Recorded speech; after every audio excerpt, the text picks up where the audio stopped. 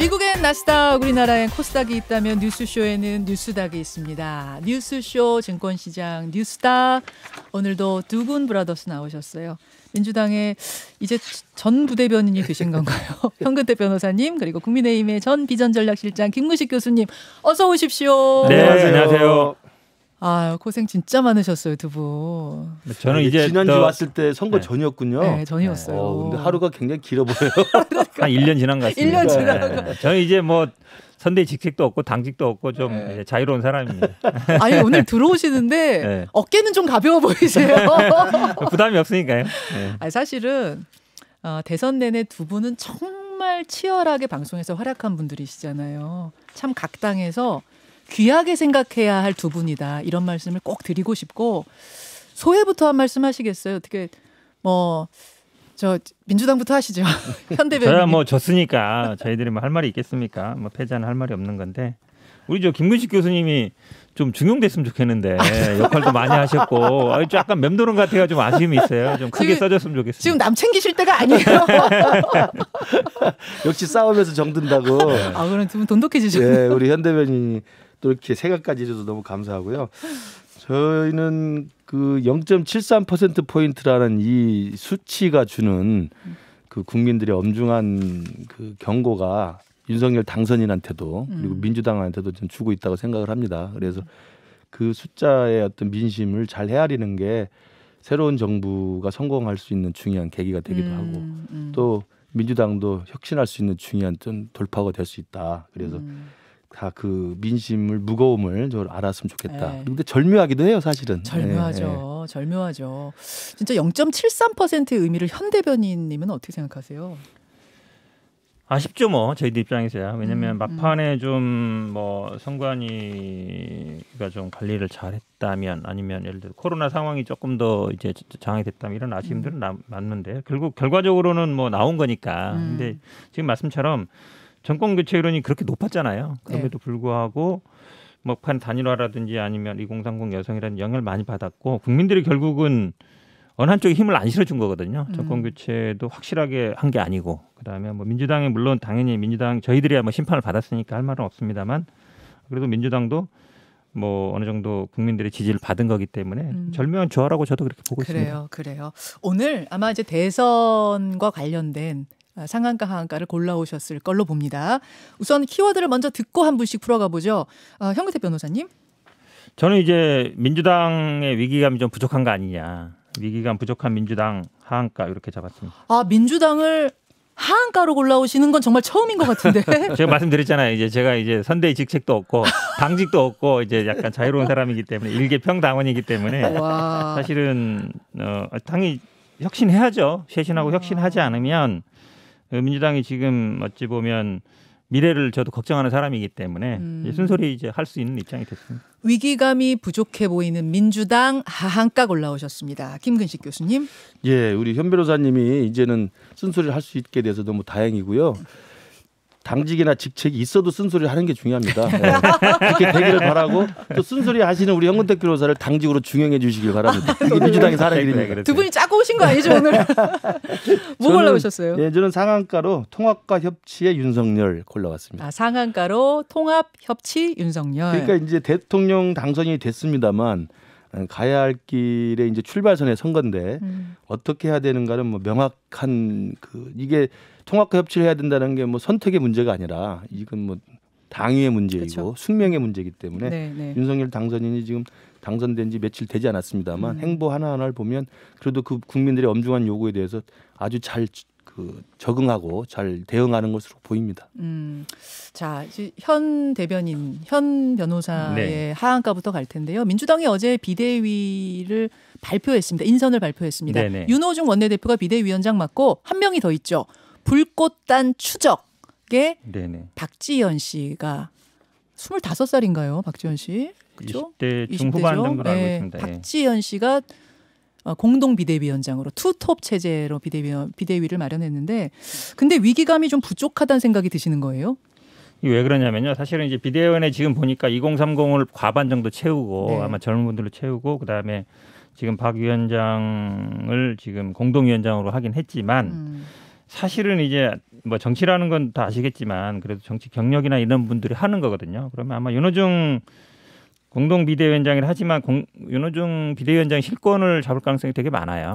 예. 근데 이게 뭐랑 문제돼 있냐면 결국은 당 혁신 문제도 있고 이제 지방선거 문제 있거든요. 그렇죠. 지방선거를 앞두고 있기 때문에 공천 문제도 있는 건데 과연 지금 어쨌든 윤호중 원내대표도 이번 선거를 같이 했던 분이잖아요. 네. 같이 치렀던 분이고 어찌 보면 기존의 당 지도부의 일원이었다고 볼 수 있는데 이런 분이 비대위를 만든다 그러면 국민들이 보기에 민주당이 뭐 혁신이나 달라지는 모습이 보이냐? 이제 그런 게 생각 안 할 수가 없잖아요. 그러니까 국민의힘 같은 경우에는 물론 비대위라는 게 저도 뭐 정치 문화상 그렇게 좋은 건 아니라고 보는데 만약에 국민의힘이었으면 아마 외부 인사를 영입했을 거예요. 그 비대위원들을 아마 쭉 다 아마 당내 인사들이 아니라 외부 인사로 반 이상 예. 그리고 뭐 청년 젊은 사람들 쭉 했을 거란 말이죠. 예. 그러면 사실은 혁신이 되거든요. 왜냐하면 기존의 이해관계라든지 아니면 선거에 대한 평가, 냉정한 평가를 내릴 수 있잖아요. 근데 이번에는 지방선거가 너무 가까이 있어서 그렇게 시간 끌 수가 없다 뭐 이런 거 아니에요? 그거는 저는 핑계라고 봐요. 왜냐하면 지난번에 보궐선거 졌을 때도 똑같이 했어요. 원내대표가 비대위원장 하고 그냥 했거든요. 맞아요. 그때도 여러 가지 뭐 쇄신안이 나왔지만 제대로 안 됐어요. 그 얘기는 뭐냐면 민주당의 현재 구조에서는 당내 인사라든지 원내대표 비대위 체제에서 뭘 안 바뀐다는 얘기예요. 저는 그렇게 봅니다. 왜 그러냐면 시간이 없기 때문에 그 현재 체제로 간다는 거는 나중에 시간이 있을 때도 못 해요. 그전에 시간이 있을 때도 못 했잖아요. 시간이 없어서 못 한다는 건 핑계일 뿐이다. 저는 시간 문제가 아니다. 그렇게 보여요. 왜 그러냐면 정말로 쇄신하고 혁신할 거라면 없는 시간에 밤새서라도 만들면 됩니다. 그렇기 때문에 사실은 이게 지금 이제 지방선거를 앞두고 있잖아요. 네. 저희 지방선거를 앞두고 있는데 사실 어쩌면 저는 약간 0.73% 그다음에 뭐 약간 경기도라든지 인천에서라든지 뭐 세종이라든지 이런 데서 좋은 결과가 약간 저희들이 이긴 거라서 좀 아니한 게 아닌가 이런 생각도 좀 들어요. 그럼 뭐 시간 문제 이런 문제는 핑계고 0.74% 졌지만 잘 싸웠다는 그 분위기 때문에 큰 쇄신 확 뒤집어 엎는 걸 안 해도 된다는 안이함이 지금 있는 거 아니냐 이런 생각. 저는 그렇게 보고 있습니다. 왜냐하면 사실은 많이 달라지셨어요.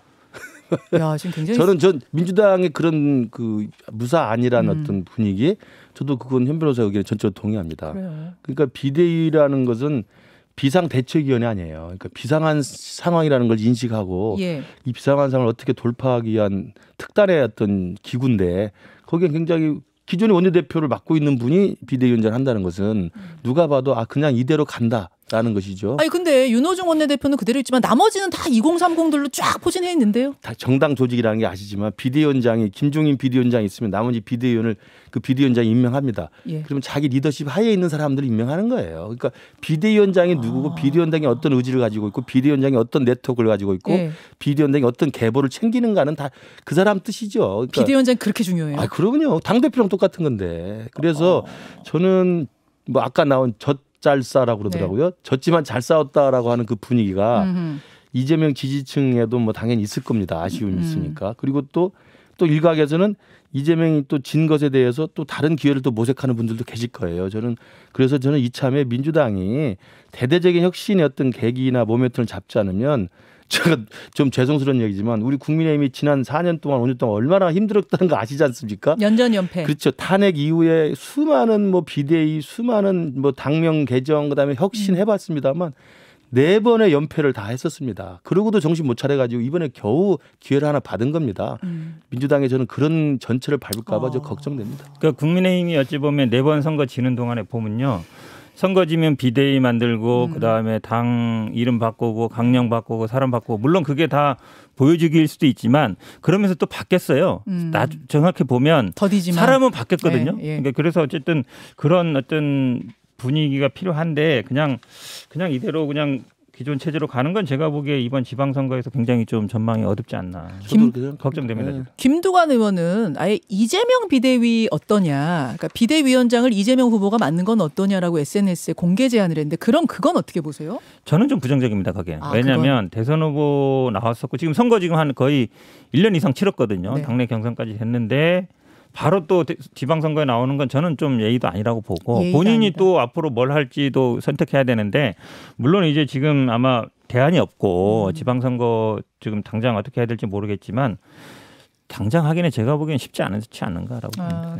저도 그 586 기득권 체제의 근본적 변화 없이 윤호중 체제가 가는 게 정말 문제가 있다고 보는 거지만 그렇다고 저는 김두관 의원이 말하는 이재명 비대위도 제가 볼 때는 속아 웃을 일이라고 생각해요. 왜냐하면 이재명 후보가 지금 뭐 졌기 때문에 지금 당장 나오지 말아야 된다 이런 의미가 아니라 네. 실제로 김두관 의원이 그 주장을 했던 저희가 무엇인가를 좀 생각해 볼 필요가 있다고 봅니다. 뭐라고 생각하시는데요?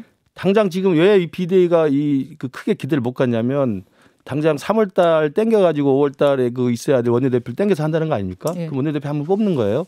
그다음에 8월 달 전당대 그대로 한다는 겁니다. 네. 그러면 제가 말씀드린 건 저도 민주당을 잘 알기 때문에 생각해 보면 민주당 내에 586 기득권 구조 그다음에 이번 선거의 패배 원인이었던 친조국부터 시작해서 이 조국을 사수하고 조국을 옹호했던 극렬 이 친문 지지층들이 있습니다.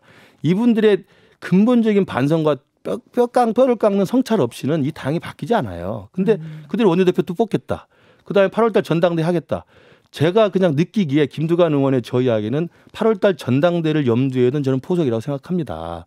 그래서 실제로 그러면 김두관 의원이 그렇게 나오면서 아 민주당이 잘못했다 반성하자 뭐 상대방에 대한 증오만 부추겼다 이런 이야기 합니다만 저는 김두관 의원이 과연 그러면 증오를 부추기는데 자기는 입주 안 했을까요? 저는 그 부분에 대해서는 저는 할 말이 없다고 생각해요. 그러니까 전당대회를 그런 김두관 의원이 노리고 지금 이 얘기를 한다는 제 개인적인 뇌피셜로. 그러니까 뇌피셜이긴 한데. 왜냐하면 민주당 내 정치 역학 구조를 제가 충분히 예상해 본다면 예. 그런 식의 움직임이 분명히 있을 거예요. 근데 이재명 비대위원장 되는 거하고 김두관 의원 대표 출마하고 무슨 상관이에요? 이재명 후보를 뽑았던 47%의 민심을 등에 업겠다는 거죠. 당연히. 그다음에 이게 민주당 안에 또 이재명을 지지하는 또 당원들이 있지 않습니까? 그럼 이재명을 지지하는 그 당원분들 핵심 당원분들의 생각은 이재명 후보가 바로 뛰어야 된다 쪽이신 거예요? 왜냐하면 젖잘싸 생각이 있고 그다음에 윤석열 당선인이나 윤석열 정부를 도저히 수용하기 힘든 강렬한 또 저항들이 있을 겁니다. 알겠습니다. 그 민심을 얻고 싶은 생각이 있죠. 이재명 후보가 다시 역할을 해야 된다. 바로 등판해야 된다는 이런 문자 같은 게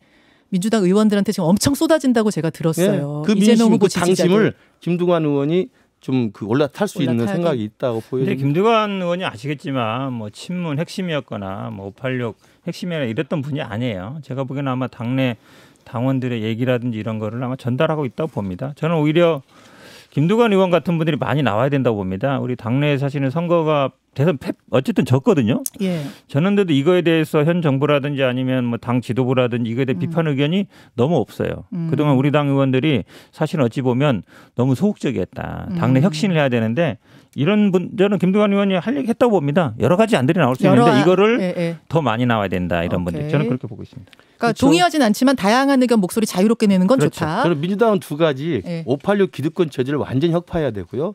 두 번째 조국 사태 이후에 이른바 조국 사수대라고 하는 그런 극렬 어떤 강성의 어떤 친문 지지층들 이분들의 행태에 대해서 국민들의 따가운 시선이 있기 때문에 그런 것들에 대한 스스로의 성찰이 분명히 있어야 한다고 알겠습니다. 생각합니다. 하나만 더 짚고 다음 키워드 갈게요. 국민의힘의 이준석 대표가 SNS에다가 김혜영 비대위원장 같은 분이 뽑힌다면 그거는 두렵다.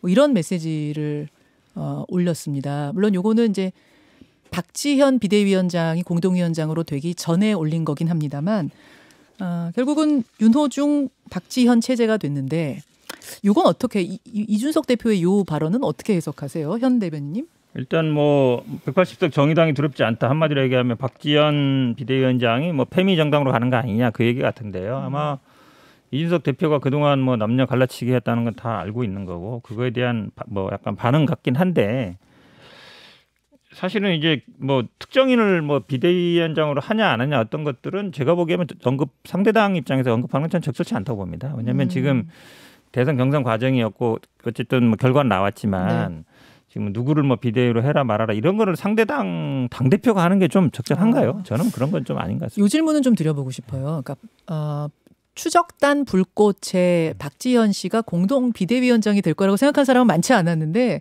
어떻게 박지현 씨니? 혹시 이것이 이준석의 대항마 같은 느낌으로 전략적으로 띄우는 것이냐? 이런 뭐 관측들도 있어요. 어떻게 보세요?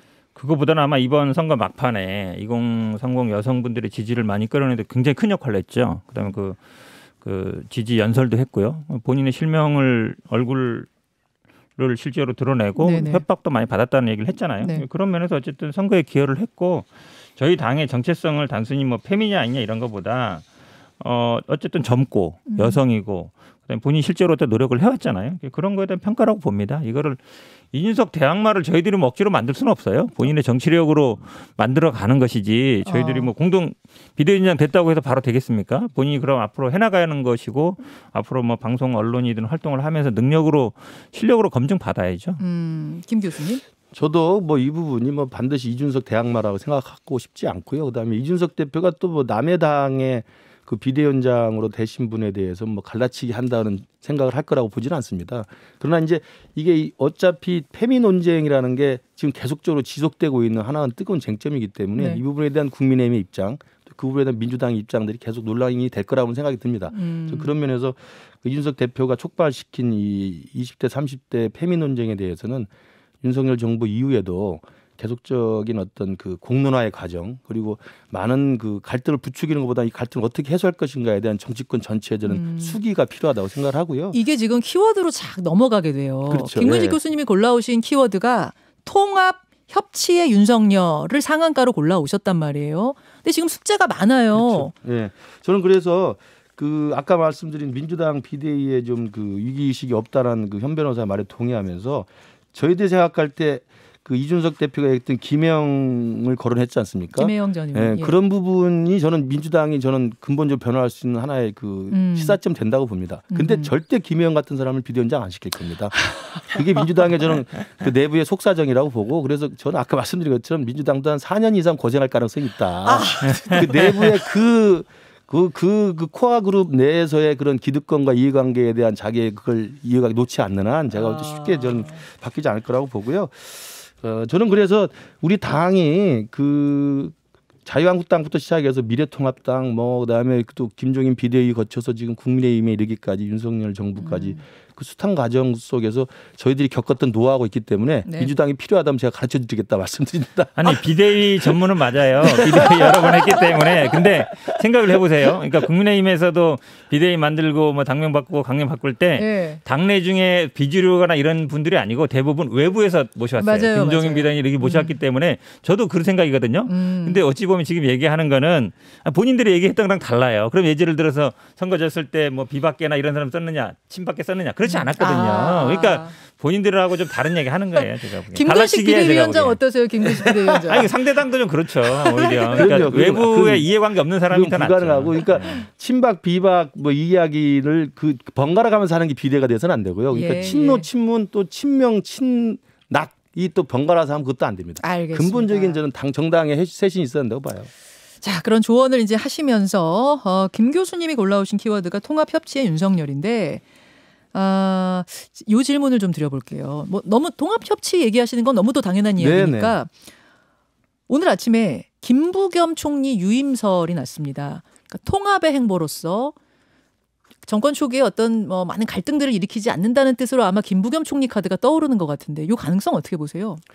저는 그 인수위 차원에서나 아니면 당선인 차원에서 검토할 수 있는 카드 중에 하나라고는 생각이 들어요. 왜냐하면 그 정권 교체가 됐을 경우에 그러니까 여야가 바뀌는 상황에서 새로운 정부를 출범할 때 총리 인준이 상당히 중요한 정치적 이슈가 돼버리거든요. 네. 그럼 야당에 만약에 반발이 심하거나 또 국민적인 또 반대가 심하거나 이러면 정부 출범 초기부터 삐그덕거리면서 그렇죠. 동력이 상실되기 때문에 그렇죠. 이제 그런 것들을 대비하기 위한 다양한 카드들을 생각할 수 있다고 봅니다. 그런 맥락에서 보면 김부겸 총리가 본래 태정이 한나라당 출신 아닙니까? 그렇죠. 14대. 네, 그렇죠. 예. 그리고 이제 실제로 지금 총리 역할을 하면서 코로나 방역이라고 하는 최우선의 어떤 사령탑을 하고 있기 때문에 이번의 연속성이라는 측면이 하나 고려될 수 있고요. 두 번째로는 아까 금방 말씀드린 여야가 정권 교체된 상황에서 정권 출범 초기에 총리 인준이라는 이 뜨거운 감자를 무사히 넘어갈 수 있는 효과적인 카드도 될 수 있다. 그런 맥락으로 해서 아마 고려는 될 수 있다고 봅니다. 민주당 입장이 궁금합니다. 이게 아마 재미있는 현상이 이제 안철수 총리 얘기가 나왔는데 안철수 인수위원장 발표하고 공식으로 발표하고 또 조선일보에서 이 얘기가 나오다 보니까 실제로 이런 얘기가 있었을 가능성은 있다고 봐요. 있었대요. 조금 전에 원희룡 본부장이 얘기하고 가셨어요. 있었대요. 사실은 이게 선거 과정에도 얘기가 좀 나오긴 나왔었거든요. 그래요? 아니, 그러니까 방송계에 있는 사람들은 아마 국민의힘 측에서 이런 얘기들을 하더라고요. 근데 이게 간단한 문제가 아닌 게 이제 김부겸 총리의 정치적인 앞으로 미래 이것까지도 걸려 있는 문제예요. 본인이 선택할 수 없는 문제입니다. 그러니까 당하고도 협의해야 되는 것이고 그렇죠. 그렇잖아요. 만약에 받았는데 나중에 어떤 정치 행보를 할 때 그게 또 자기한테 그렇죠. 딜레마를 될 수 있는 거라서 간단치는 않은 문제다. 민주당이 어떤 입장 취할 걸로 그렇죠. 느낌이 오십니까? 저도 잘 모르겠습니다. 지금 반대하기는 어렵죠. 이게 사실은 근데 만약 김부겸 총리가 나는 그냥 하겠다라 그러면 네. 당에서 뭐 하지 마라 하기는 어렵지 않습니까? 그래요? 근데 그래서 저는 아마 김부겸 총리가 앞으로 정치적인 행보를 어떻게 할 거냐 저는 이게 그거와 연동돼 있다고 봐요. 본인 선택이 가장 중요하다고 봅니다. 그 다음에 아마 당의 입장이겠죠. 그럼 안철수 대표는 뭘 하시나 이게 궁금해요. 저는 이제 김부겸 카드가 새로 떠오르는 건 아까 제가 말씀드린 그런 정무적 고려가 있겠지만 또 한편으로는 이제 이건 제 개인적인 내피셜이고 계속 말씀드리는 안철수 대표에 대한 조언인데 네. 안철수 대표가 인수위원장을 맡아서 윤석열 후보와 그 막판에 단일화하면서 공동정부라고 하는 비전을 같이 공유하기로 했다는 합의를 약속을 지킨다는 면에서는 저는 인수위원장 역할이 굉장히 중요하다고 생각합니다. 네. 그래서 새로 출범하는 정부의 국정과제를 공유하고 국정과제를 잘 배치해주고 그래서 어떤 자신의 비전들 거기에 좀 녹아 들어가게 해주고 나서 네. 저는 다시 당으로 돌아가서 네. 정치인으로서의 자기의 정치력들을 보여주는 게 저는 국민한테 저는 성숙할 수 있는 저는 충분한 그 자세라고 생각을 하지. 그럼 당대표? 당대표든 아니면 지방선거에서 새로운 도전이든 그것이 이제 안철수 대표 지금까지 10년 넘게 정치를 했습니다만 대통령 선거도 많이 나오고 국직한 선거 많이 나왔습니다만 계속 번번이 이제 좌절을 했던 이유가 끝까지 가면서 국민들한테 정치력의 완성된 모습들을 보여주는 게 저는 필요하다고 봐요. 근데요. 지금 당대표도 좋고 뭐 지방선거도 좋고 하셨는데 지방선거라고 그러면 대선까지 나왔던 분이 어디 나갑니까? 뭐 경기도지사? 서울시장? 제 개인적인 생각으로는 이번 선거에서 서울은 우리가 이겼습니다만 경기도는 졌지 않습니까? 예. 그리고 경기지사가 지금 거론되는 인물이 마땅한 인물이 없습니다. 그러면 이 당을 위해서 그리고 윤석열 정부의 성공적인 출범을 위해서 예. 우리가 선거에 졌던 경기도에 가서 내가 몸을 투신해서 이기고 돌아오겠다. 그게 정치력을 확증받는 겁니다. 그리고 당내에서도 국민의당과 합당 문제가 남아있을 텐데 이준석 대표랑 안철수 대표 꺾으려는 건 다 알잖아요. 그걸 다 알고 있음에도 불구하고 합당 과정을 무난하게 잘 치러내면서 새롭게 합당된 당의 리더십을 보여주는 거. 그걸 국민들한테 확인받는 거. 그게 본인 스스로 정치적인 자기 자산을 키워나가는 거라고 생각해요. 저는 뭐 당대표 경선이나 경기도지사 경선 나가서 그냥 불쏘시개로 쓰라는 말이 아닌가 이렇게 들려요. 왜 그러냐면 안 대표를 위한 이야기예요. 왜냐하면 생각해 보세요. 안철수 대표가 분명히 행정 경험을 하고 싶다 그랬잖아요. 했어요. 그리고 뭐 당대표는 할 만큼 했어요. 합당도 하고 만들기도 하고 뭐 창당도 하고 여러 번 했거든요. 그 당대표랑 그러니까 다르죠. 본인 입장에서는 행정부에 들어가고 싶단 말이죠. 어떤 식으로든지 간에 경험도 하고 싶다. 본인 스스로 그런 얘기 했잖아요. 물어보지도 않았는데 본인 스스로 답변한 거잖아요. 그 얘기는 인수위 다음에 뭐 총리든 안 되면 뭐 부총리든 뭔가 하고 싶은 생각이거든요. 근데 자꾸 이제 그거 안 시켜주고 싶다. 자꾸 이제 험지라기보다는 아니 그 제 길대로 선의를 나아가라시라는 너무 건데 왜곡하고 있는데 핵관들의 생각이 저런 거 같아요. 그런 정치적 제가 고려로 그렇게 한다면 그 안철수 대표 굉장히 불쾌한 이야기지만 제가 또 안철수 대표를 아는 입장에서 안철수 대표를 위한 진짜 진정 어린 전 조언입니다. 또 행정부 갔다가 나중에 그러니까 와도 되는데 행정경을 쌓고 그냥 싶다는 이야기를 했을 때 같은 날 같은 기자 질문에 어떤 이야기도 했냐면 국민의당과 국민의힘을 합당을 해서 국민의힘이 좀 더 중도적이고 실용적인 정당으로 바꾸고 싶다는 이야기도 분명히 했어요. 저는 국민들이 판단할 때 지금 안철수라는 정치인에게 어떤 것들이 더 선차적인 것인가에 대해서 안철수 대표 스스로가 지금 생각해보면 된다고 봐요. 야, 이거 참 묘하게 돌아가네요. 근데 사실은 초대 국무총리가 뭐 김부겸 총리일 경우는 좀 다르겠습니다만 초대 국무총리로 된 분이 길게 가지 못했던 경우들을 많이 봤거든요. 그렇죠. 우리가 초기에 낙마하는 걸. 또 그렇게 생각하면은 안철수 대표가 진짜로 어디 지방 행정을 맡아서 굵직하게 몫을 하다가 돌아오는 카드도 안철수 대표에게 생각할 수 있는 카드 같기도 하고. 경기지사는 지방 행정 정도가 아닙니다. 경기지사는 대권을 향한 정치인으로서의 자기의 소신과 자기의 행정 경험과 정치력을 확인할 수 있는 가장 좋은 무대 중에 하나죠. 그렇지만 어쨌든 지역으로 왠지 좀 밀어내는 느낌을 안철수 대표 입장에서는 서운하게 또 받을 수도 있을 아니죠. 것 같고. 우리나라 역대 총리 중에 이름 남는 사람이 얼마 있습니까? 그 총리는 그래도 총리일 뿐이죠. 차라리 그거보다는 당에서 리더십을 확보하고 국민들에게 정치로 검증받는 경기지사라는 선출직에 도전해서 국민의힘과 윤석열 정부에 기여한다는 것으로서 차기 포스트 윤석열을 도모할 수 있는 중요한 저는 절차 중에 하나라고 생각합니다. 이 얘기를 정태근 전 그런 의원도 적극적인 자세로 하시더라고요. 나가는 것이 안철수 정치인이라는 사람이 근데 커지는 거지. 사실은요. 지금 처음에 이제 합의할 때도 보면 공동 인수위 정부 구성 얘기했거든요. 거기 핵심이 누구겠습니까? 안철수 대표예요. 다른 사람도 물론 할 수 있지만 그렇다고 본다면 따라서 하면 되죠. 당대당 합당하는 과정이라든지 경선 과정인데 예를 들어서 그냥 뭐 당대표 경선해라. 그럼 아무 세력이 없잖아요. 그 되겠어요? 안 되겠죠. 그다음에 만약에 경기지사 경선 같은 경우에도 보면 이제 5대5라거나 할 텐데 당원이 전혀 없는데 제가 보기에는 쉽지 않은 상황이에요.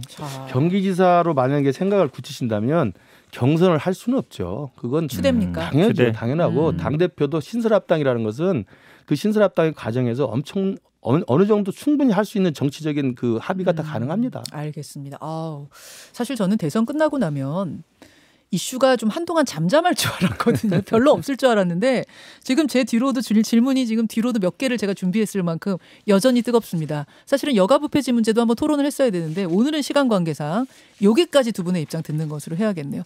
두 분 고맙습니다. 고맙습니다. 뉴스닥이었습니다. 김현정의 뉴스쇼는 청취자 여러분의 참여로 이루어집니다. 트위터, 페이스북, 레인보우 게시판 그리고 단문 50원, 장문 100원의 유료 문자 샵 1212, 우물정 1212 통해 참여하실 수 있습니다. 김현정의 뉴스쇼 여러분과 함께 만듭니다.